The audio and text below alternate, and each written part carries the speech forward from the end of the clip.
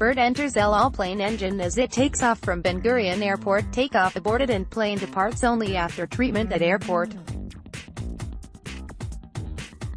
Birds before passenger jet at takeoffiStock. A bird crashed into the engine of a 747-400 Junbo Jet late night as it took off from Ben-Gurion Airport.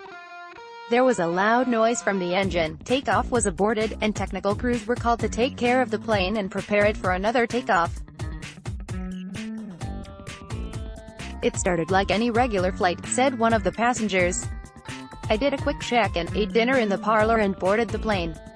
During the takeoff there was a loud noise, like little fireworks. The plane stopped in a few seconds.